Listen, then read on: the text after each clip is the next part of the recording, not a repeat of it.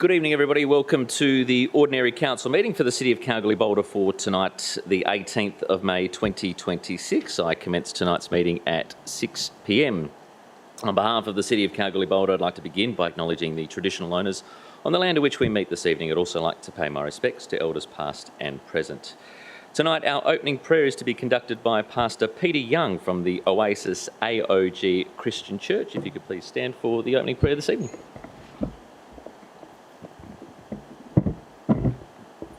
Thank you very much, councillors. I just want to read a scripture. It's a prayer of blessing that I want to pray over you. So I'll start. He said, "May the Lord bless you and keep you. May the Lord make his face shine upon you and be gracious to you. May the Lord lift his countenance upon you and give you peace." Father, we thank you for making it possible for us to meet here tonight. We commit this meeting to your hands. We pray that you take absolute control. I pray for the mayor, deputy mayor, and all the councillors. I pray that you give them wisdom to make good decisions that will benefit the whole Kalgoorlie-Boulder community. Once again, we thank you for your presence here, but we pray that you will have absolute control behind the scenes in each and every councillor in this meeting right now. Speak to their minds, speak to their hearts, give them the boldness and the courage to speak the truth in love. In Jesus' name we pray. Amen. Thank you.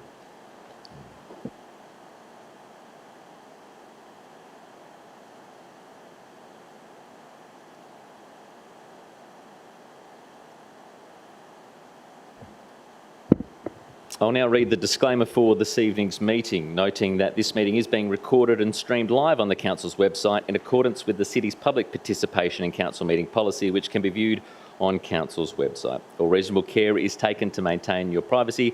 However, any visitors in the public gallery, your presence may be recorded. Remaining in the public gallery, it is assumed your consent is given if your image is broadcast. The recommendations contained in this agenda are officers' recommendations only and should not be acted upon until Council has resolved to adopt those recommendations. The resolutions of Council should be confirmed by perusing the minutes of the Council meeting at which these recommendations were considered. Members of the public should also note that they act at their own risk if they enact any resolution prior to receiving official written notification of Council's decision.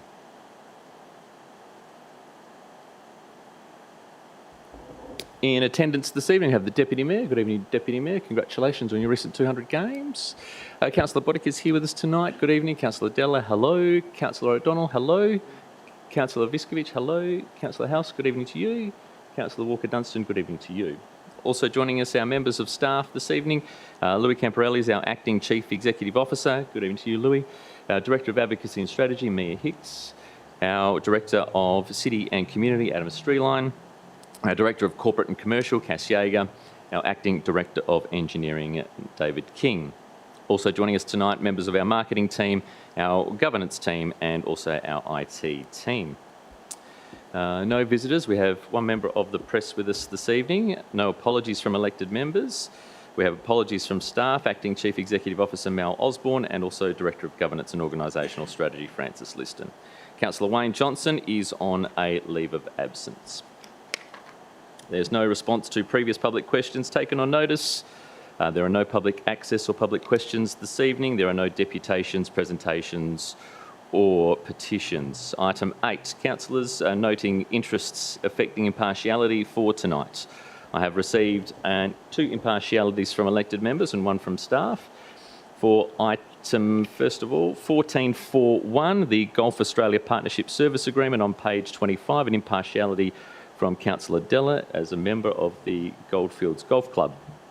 Also a impartiality this evening from the Acting Chief Executive Officer, Louis Camporelli. He's declared an impartial interest on item 14.4.1, the Gulf Australia Partnership Service Agreement, as he serves as a Director on the Goldfields Golf Club Board and is a member of the Goldfields Golf Club. Councillor Walker-Dunstan has declared an impartiality interest in item 14.5.1, the Commercial Lease Agreement Shop 3, 272 Market Arcade, the Warren Art Studio, as the lease applicant is her client. Councillors, are there any further impartialities for this evening? No, none from staff. Item 8.2, financial interests. We have one from Councillor O'Donnell, who has a financial interest in item 1452, procurement response to fuel price increase as he tenders for work on roads. Any further financial interests this evening? No. Any proximity interests? No.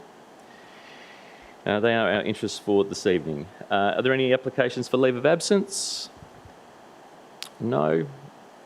Sorry. Councillor Walker-Dunstan, you have an application for leave of absence?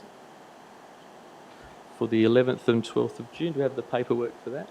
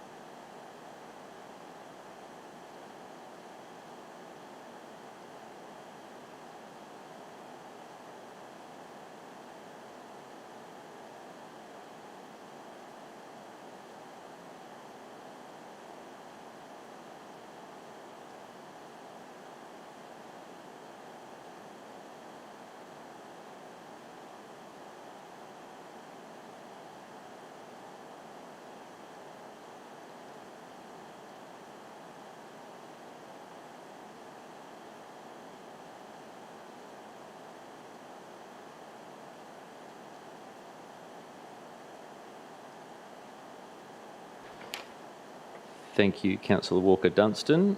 That's from the 11th of the 6th to the 15th of the 6th for a work conference. Just need to grab your signature down the bottom, sorry.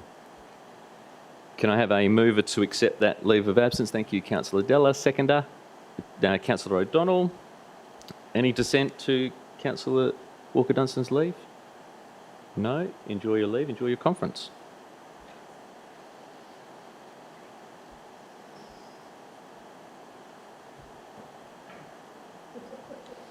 Item 9.2 is a procedural motion to suspend section 9.1 of the Standing Orders, local law, that requires members of council to rise to speak, that be suspended.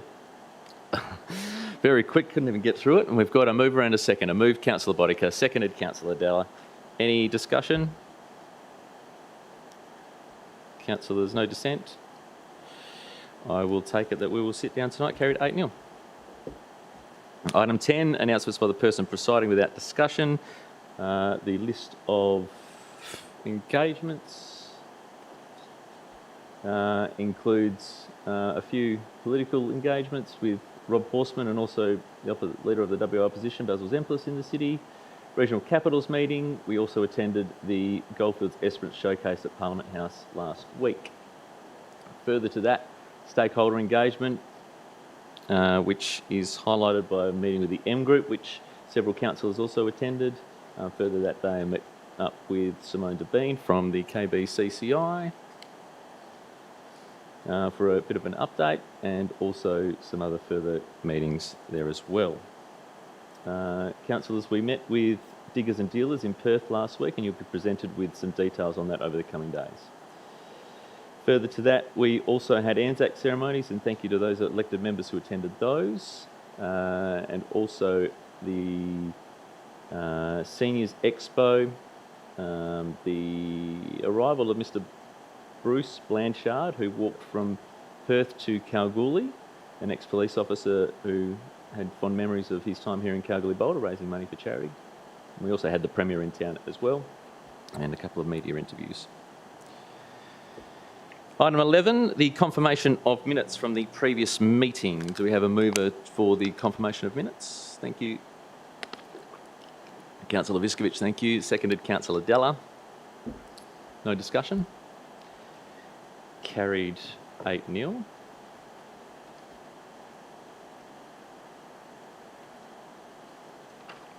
No motions of which previous notice have been given, and no urgent business approved by the person presiding or by decision. Councillors, will move into reports of officers. Under 14.0, the en bloc proposed for this evening is to cover item 14.3.1, the monthly statement of financial activity for March 2026, item 14.3.2, the accounts payable report April 2026, item 14.3.3, the quarterly business report from quarter 3, and item 14.6.1, the development application change of use for a holiday accommodation in Shotover Place. Councillors wish to pull any of those? No, that is the en bloc. Moved by Councillor Della, seconder. Councillor Viskovich. Carried 8-0 with no dissent. Carried 8-0.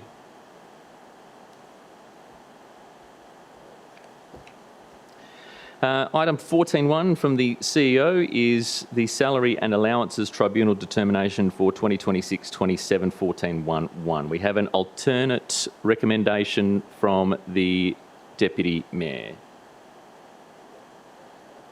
Yeah, Councillor House, you have a question first of all. Question through the chair to the city officers. What governs the salaries internally? In terms of the salaries for the council, for the CEO, is there a policy or some type of framework guiding document that goes above and beyond the salaries and tribunal decision? I'll answer if this can assist you here, Councillor House, is that the contract between the CEO and the council is worked through at a council level, and any approval for that CEO contract is through a council determination through the performance review process. Thank you for that. What about the councillors? The councillors work through the Salaries and Allowances Tribunal, who select a band. That band is currently band 1 for the City of Kalgoorlie-Boulder, and council have previously set to be at 100% of that particular band. Did we make that determination through a council resolution? Correct. That was in 2018. And is that just a standalone resolution, or is it a resolution that supports a framework for remuneration for the organisation? Councillor House, that was a report that was done in 2018 without that framework. Deputy Mayor. Thank you, Mr. Mayor. Sorry, my apologies. Just an update on this item. It does require an absolute majority. Councillors, in your agenda today was identified as, in your agenda previously, identified as a simple. It is requiring an absolute majority, including for the alternative.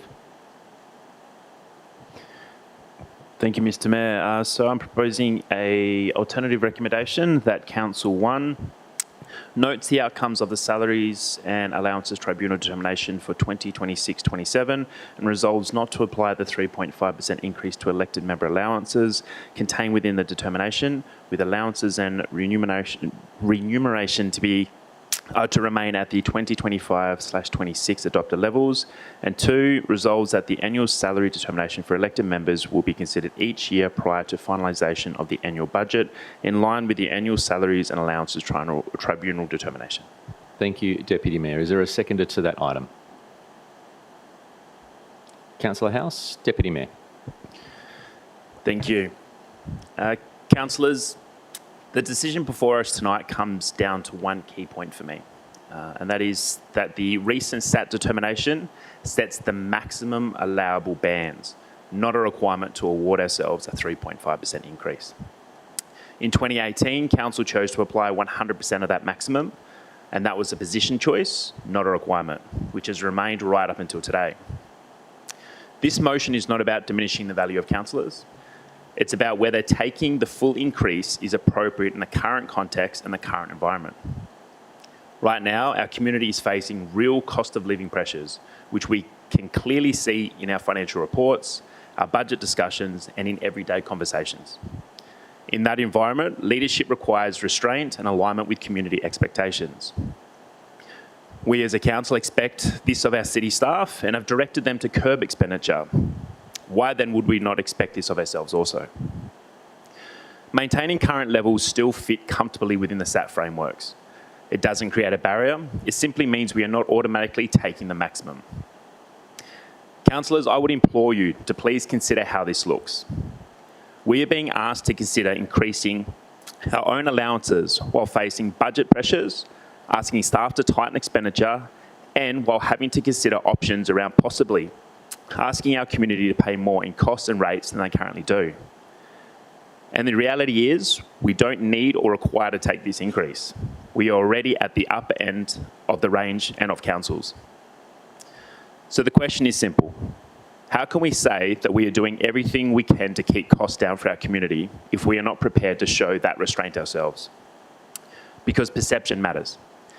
Leadership is not just what we decide around this table, it is whether our actions align with what we ask of others. This increase is optional. The pressure on our community is not. Restraint isn't just reasonable, for me it's the right call. Thank you. Thank you, Deputy Mayor. Councillor House.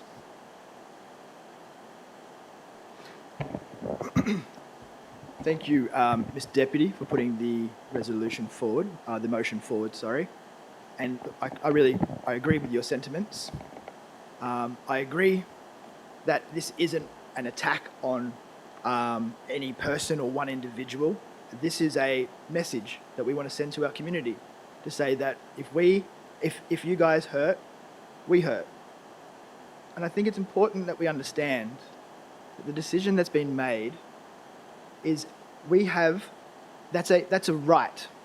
So they've set the law and they said this is the right. You can't go above this, you can't go below this. It's not a privilege. It's not a privilege. It doesn't automatically apply to say we assume that 100% of the obligations of a councillor will be adhered to, undertaken, and they'll participate in the decision-making process. Because as I understand it, councillors, there's two methodologies that we can apply our pay. Two different methodologies. One is we simply say blanket, 100% of meetings are paid for, no questions asked. Or there's a second methodology where you're paid per meeting. Now, if councillors are going to, I guess, struggle with the concept of the 3.5%, or they're in favour of that 3.5%, I think it's our obligation to demonstrate to the community what they're getting for that 3.5%. And that's a fair question. If 3.5% should be based on performance, if you do a good performance, you get more money. If you don't, you do a bad performance, you get less money, or fired, or whatever it is. But to stand their hand on heart and say, do we deserve the 3.5%? Well, that's for others to determine. But that's why we get voted for. And either people will vote for us or they won't. But this isn't an automatic. It's not a foregone conclusion where you click the button and 3.5% goes up. That's all I have to say on that. And thank you, Mr. Mayor, the Deputy Mayor. Thank you, Councillor House. Speaker against, Councillor Bodica. Thank you. The Salaries and Allowance Tribunal sets the parameters for the fees that we have as councillors, and voting for an increase generally keeps the local allowance consistent with state approved bands. I just feel that sort of providing adequate remuneration encourages a more diverse range of candidates, because we've got an election coming up next year, including, which is going to include younger people, women and working professionals to nominate the council. I think that the amount of work that councillors do around the table, I think that 3.5% isn't particularly, a bad amount to have. We could probably look at reducing it slightly, but I definitely don't agree with what the Deputy Mayor's put forward as a motion. Thank you, Councillor Bodica. Speaker for, Speaker against, Councillor O'Donnell. Thank you, Mr. Mayor. Yes, the Salaries and Wages and Salaries Tribunal sets the amount of money, and then councils decide what band they wish to go on. When I was a councillor previously, we were not on band 1. When I left council, they moved to band 1. I had no issue looking from outside to that. I will not vote for something that could potentially deter people from nominating onto council. Each councillor has their own worth and value. Yet there are others past, present, and possibly future who do not own a house, struggling to make ends meet, don't own a car. They're struggling in their own right. And they want to be part of the community and come on to council. Who are we to decide future councillors that you will not receive a meagre, and I repeat meagre, 3.5% increase, around $100 a month for a councillor? To a potential councillor who is a single parent, as an example, living from week to week, this could be huge. It could help them with babysitting, purchasing proper council attire, petrol to and from the city, and for meetings and functions. I know of councillors in the past who disagreed with the pay rise, and that's fine. I even agreed at the time. And yet, I've known councillors, and past and present, who donate money to charities and individuals. I'll give an example. When I was on Boulder Rotary, a cheque was presented by a former councillor. He donated his wages, his money he earned, completely and utterly to charity. I won't name that person because at the time he wanted to remain anonymous in previous. And I take my hat off to him.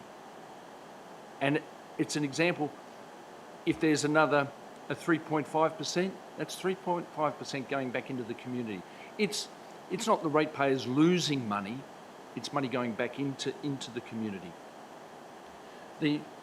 An example, if your employer offers you a pay rise, are you going to say no to the community's expectations?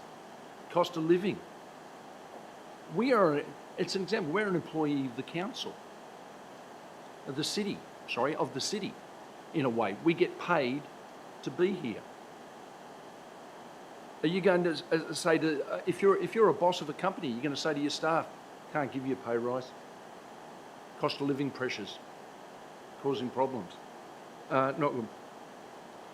The question was asked, what are ratepayers getting from councillors?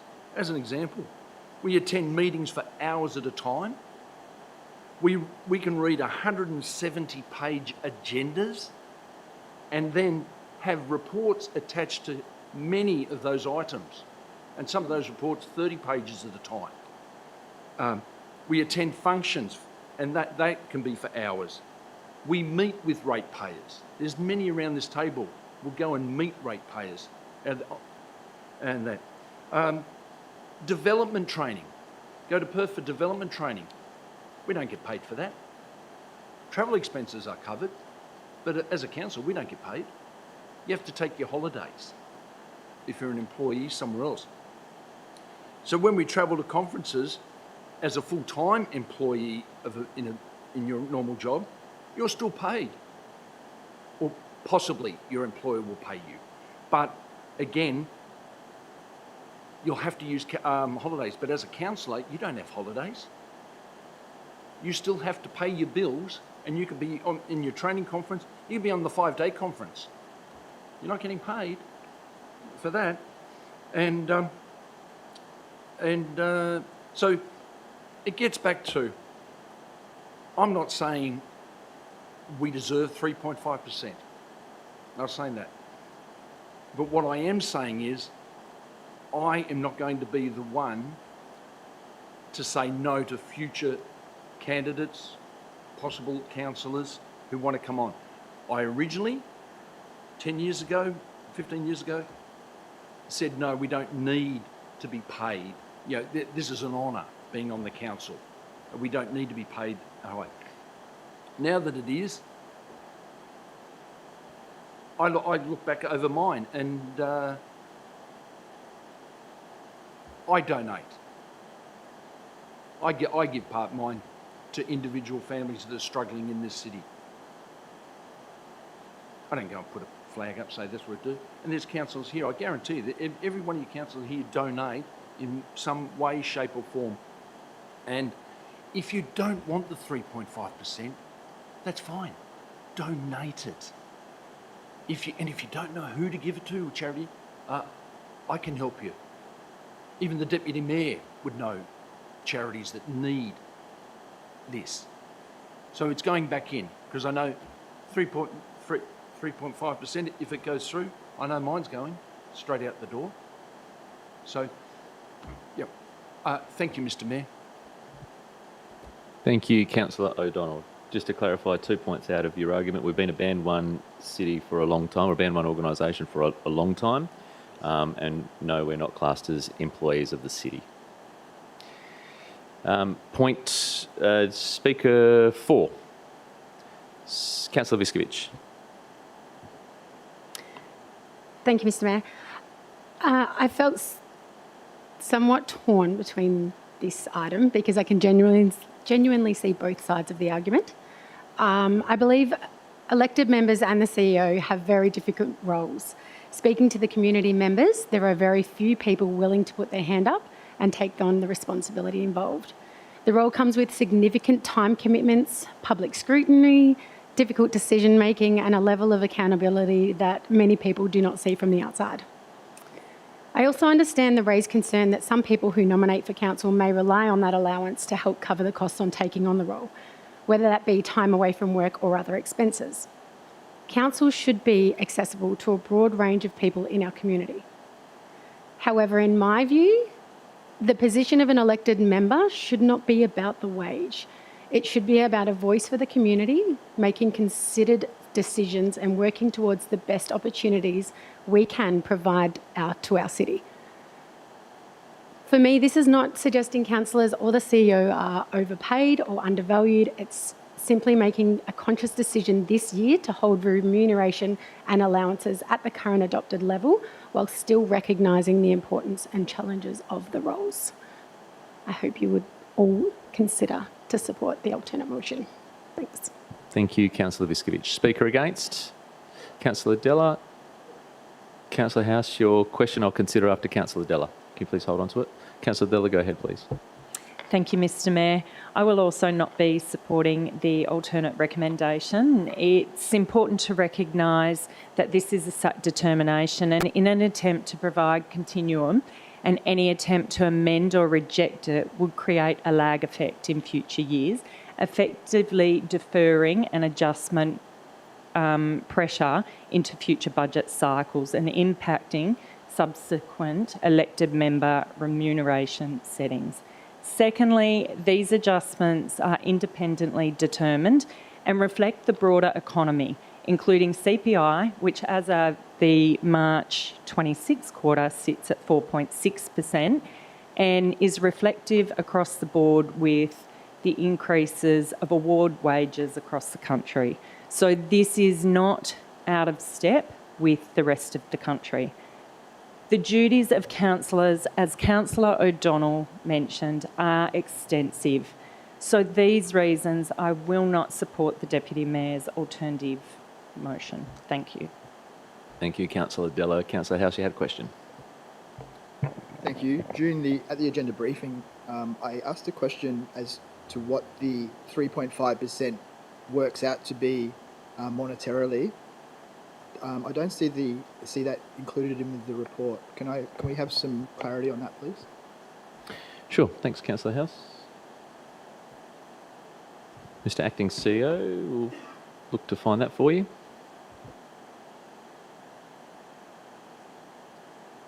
Councillor Viskovich. Mr. Mayor, I believe it's in the questions taken on notice. Thank you. My question was at the briefing. Stand by. We'll put that onto the record. Councillor House, if you're happy to wait for that answer to come to you from the Acting CEO as well.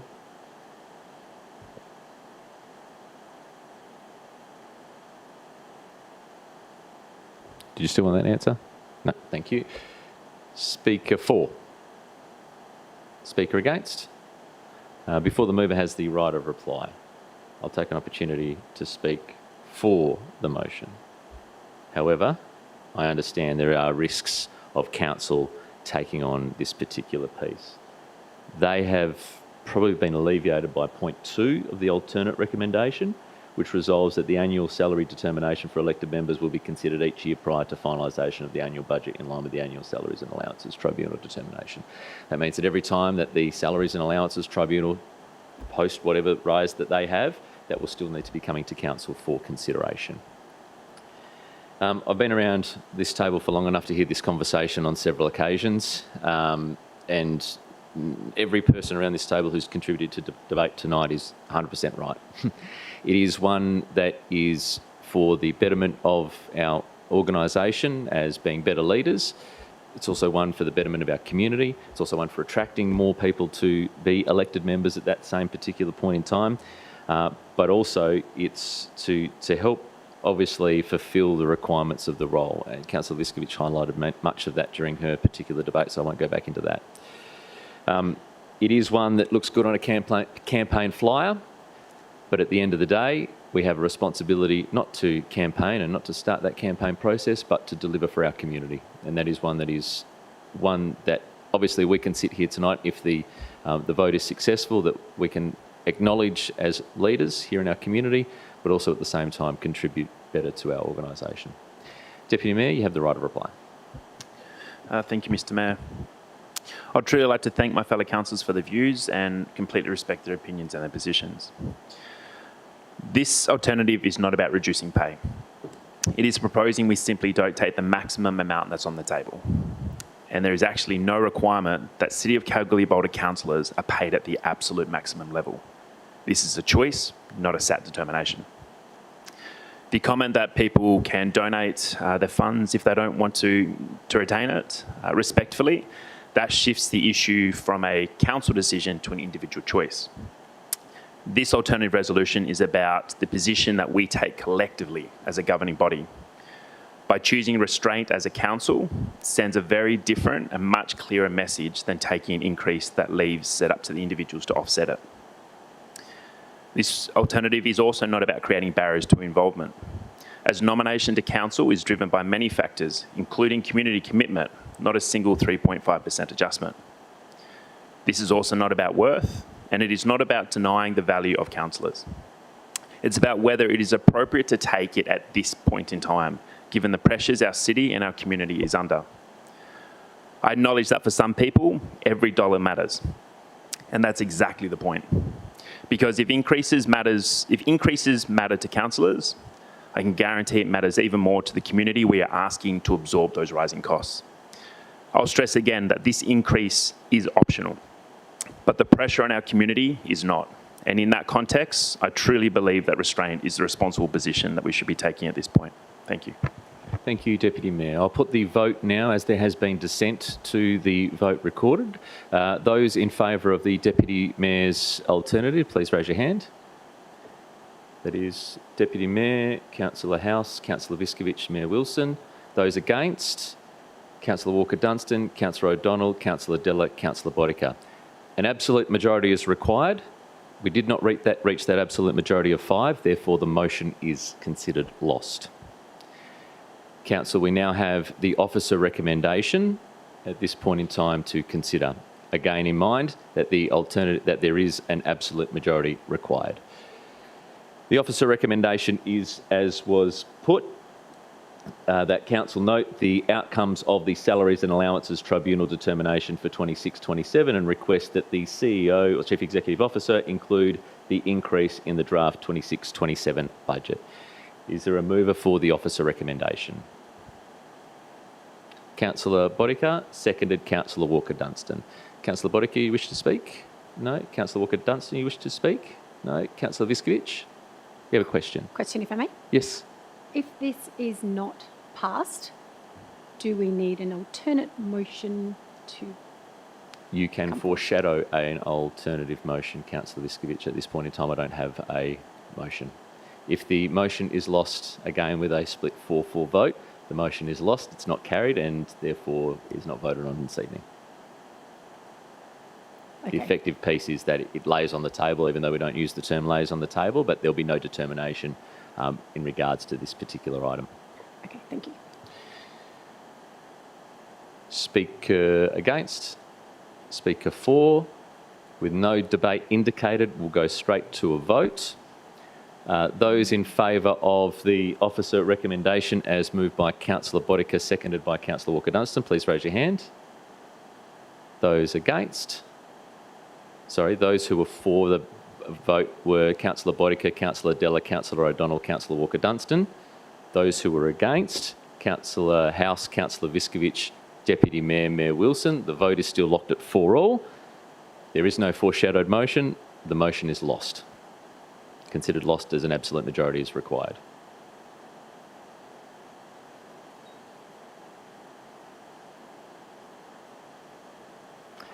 Item 14.2.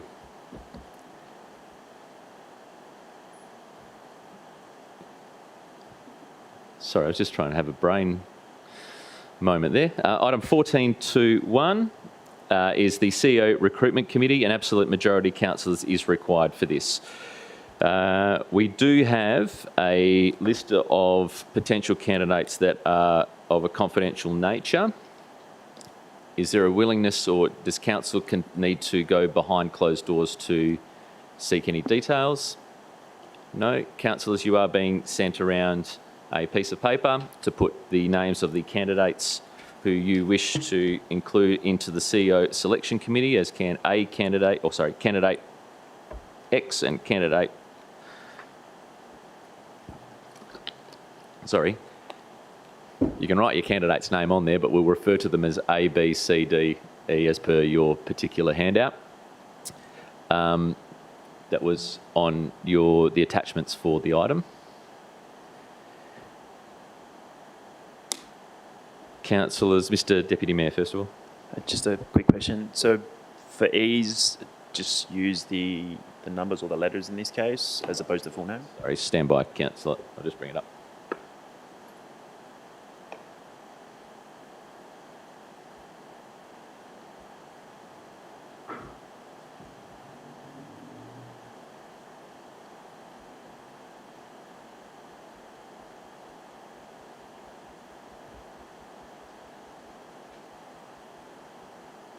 Apologies, it was on the first page of your attachment. There is a number. It should be obviously a letter, A, B, C, D, E or F, in which that relates to. Please indicate on there your preferred candidate out of those. You get to nominate 2 candidates.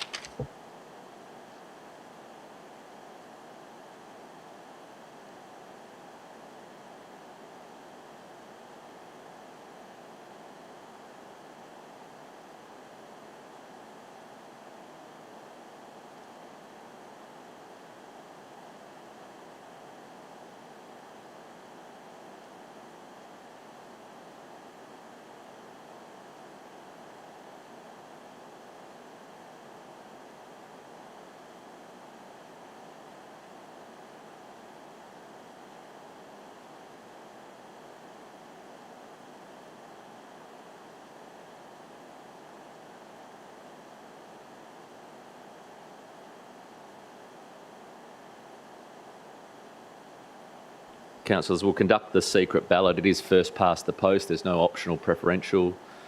If there is a tie for a position, a vote will be held again.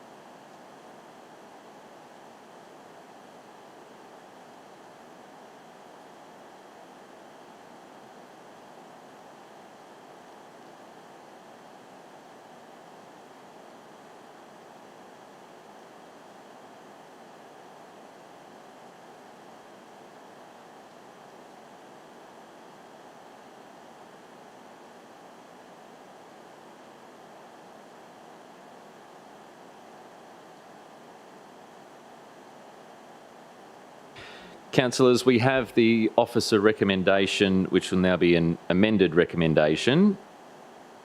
I'll read the recommendation, then ask for a mover and a seconder. That Council, 1, appoint the following independent members to the CEO Selection Committee. A, candidate A, and B, candidate D. Point 2 remains the same. Based on the fact, Council, that the nominations were considered confidential, may I suggest to anybody moving the motion that you add a point 3, upon acceptance by those members, the committee is released to the public. Is there a mover for an alternate recommendation, an amended recommendation? Mover? Deputy Mayor, thank you. You're happy with that? Thank you. We'll just add in point 3 there just for clarity's sake.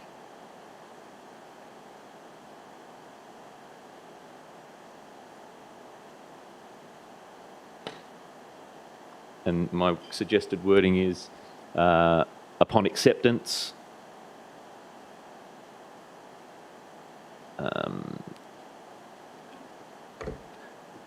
announce the committee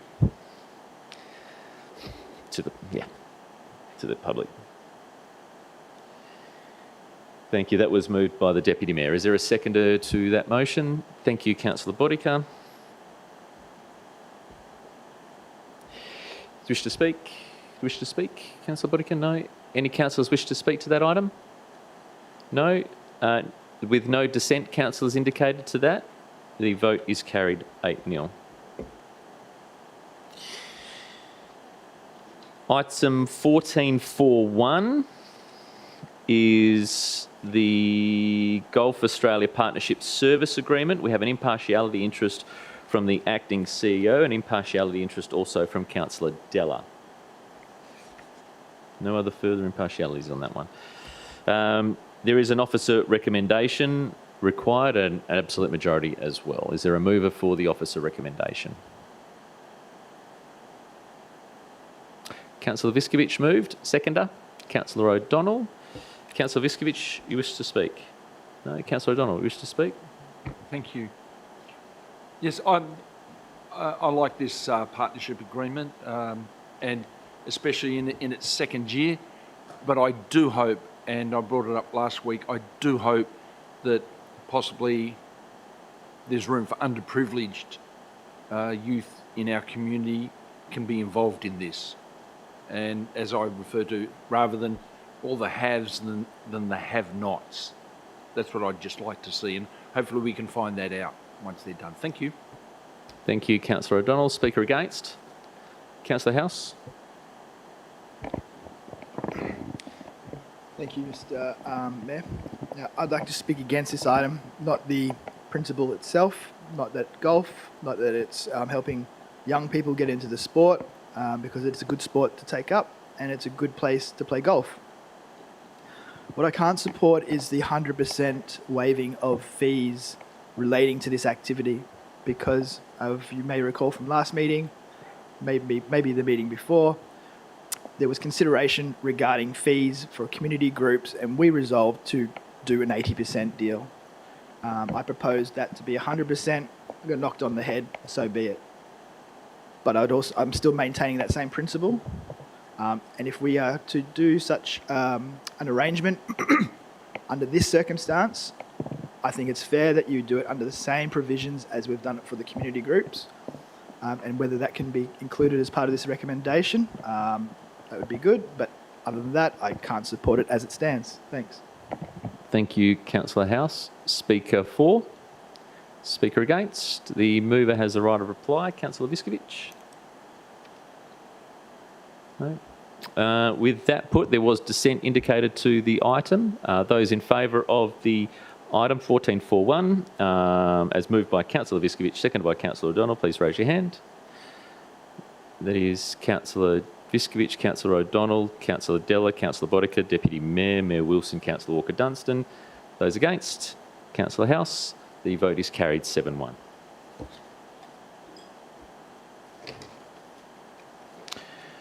Item 1451, commercial lease agreement, Shop 3272 Markets Arcade, Warren Art Studio. We have an impartiality interest from Councillor Walker Dunstan. Is there a mover for this item? Moved, Councillor O'Donnell. Seconder, Councillor Viskovich. Councillor O'Donnell, you wish to speak?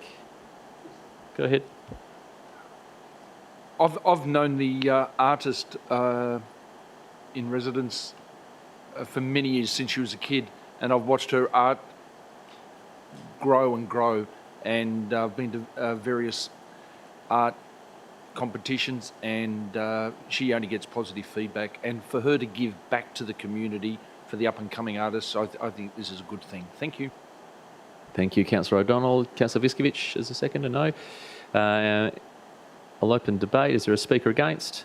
Speaker for? Speaker against? With no speakers, I'll put the vote. No dissent has been indicated. Councillors, I'll take that as carried, 8-0.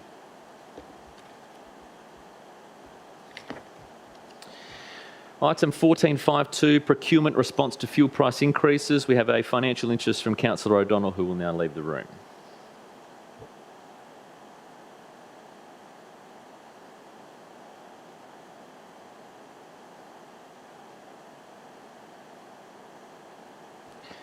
Council, you have an officer recommendation. Is there a mover of the officer recommendation? Question, Councillor House? Asked a question at the agenda briefing as to whether officers could consider other fuel saving strategies, other fuel saving techniques in our everyday operations. Has the officers given consideration to that? Thank you, Councillor House. Mr Acting CEO?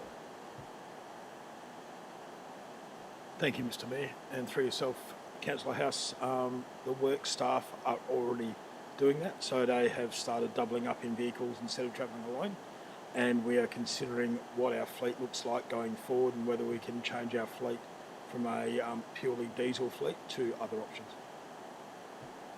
Thank you, Mr Acting CEO. Is there a mover for the motion, for the recommendation, the officer's recommendation? Moved, Councillor Viskovich. Seconded, Councillor Della. Councillor Viskovich, you wish to speak? Councillor Della, you wish to speak? No? Any councillors wish to speak? Deputy Mayor, go ahead. Speaking for or against, for clarity? Speaking for, thank you, Mr. Thank you. Go ahead. Tonight, councillors, I'm going to speak briefly for this. While I do still have some reservations about potentially what impact this could have on the budget at a broader level, I'm confident with the explanation provided by city officers in regards to how that's going to be managed. It's just something we're going to have to be aware of, and if we do want to achieve any projects that do require a fuel component, including transport, then we're going to have to look at building this through in the foreseeable future. Thank you. Thank you, Deputy Mayor. Speaker against? Speaker for. The mover has the right of reply. Can I just confirm I had the mover correct? I may have written it down wrong. Moved by Councillor Della. Viskovich, my apologies. Do you wish to speak, Councillor Viskovich? No? Thank you. No dissent has been indicated at this time, councillors. I'll take that as a vote carried 7-0. Can we have Councillor O'Donnell back in the room, please?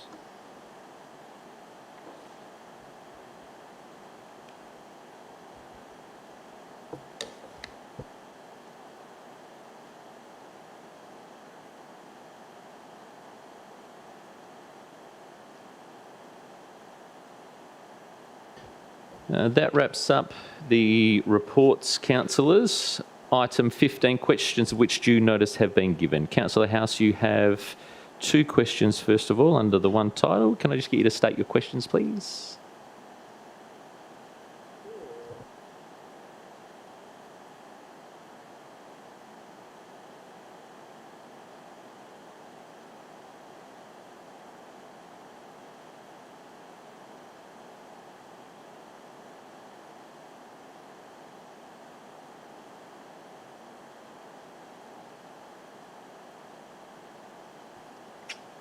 Yes, the question's from Councillor Richard Hulse, that's me.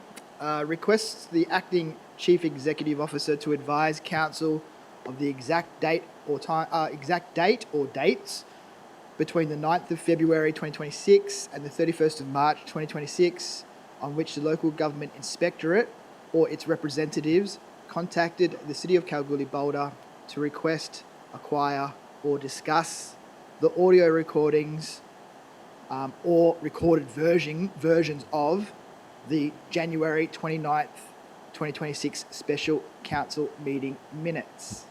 That's question 1. Thank you. Question 2.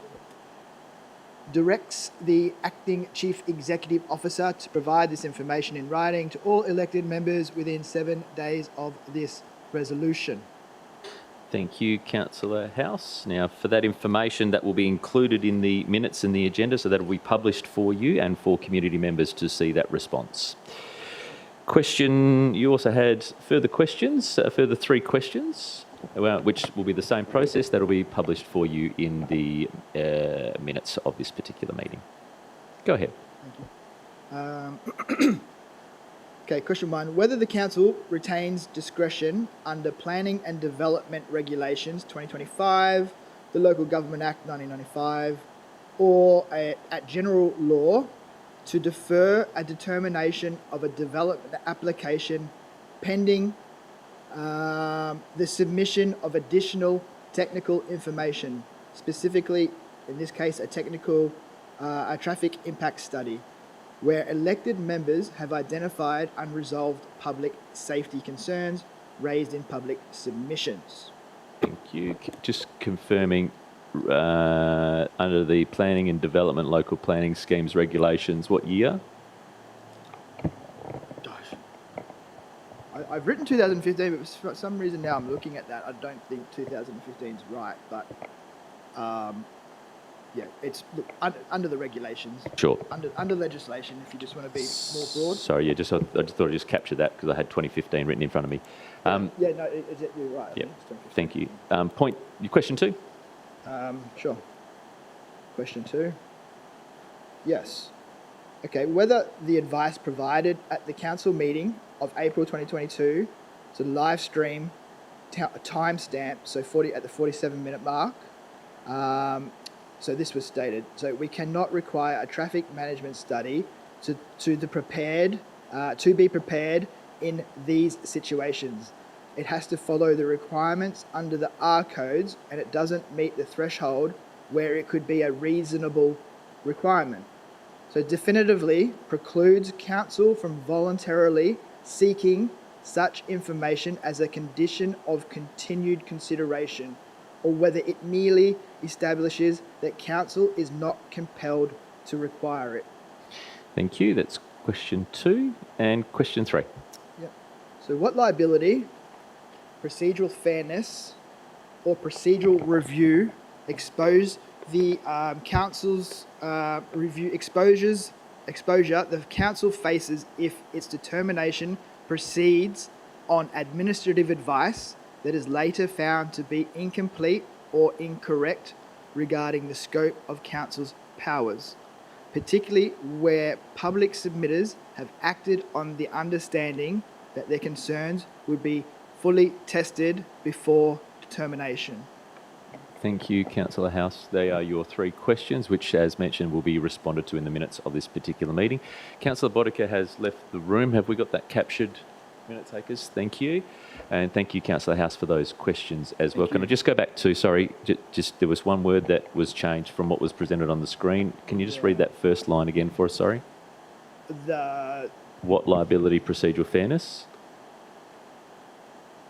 So, I think you said during that, yeah, what liability, procedural fairness, or judicial review exposure. When you read it out, you said procedural review exposure. Well, I mean, So, to be honest with you, I don't even remember writing that sentence. I'm thinking, geez, that's a mouthful. So what liability, procedural fairness, yep. or judicial review Okay. Yep. exposure the council face? So yeah, that doesn't even make sense. That sentence doesn't make sense. That's right. I just wanted to confirm that your question matched what the councillors were saying on the screen. Okay. Thank you. Does it make sense? We'll get the answers for you. Councillors, item 16, confidential items, there are nil. Date of the next meeting will be the 15th of June 2026. And with that, Councillor Boddicker has returned before the closing of the meeting. Oh, you're good? Thank you, councillors. Thank you, staff, for this evening, and I'll close tonight's meeting at 6:55 p.m. Thank you.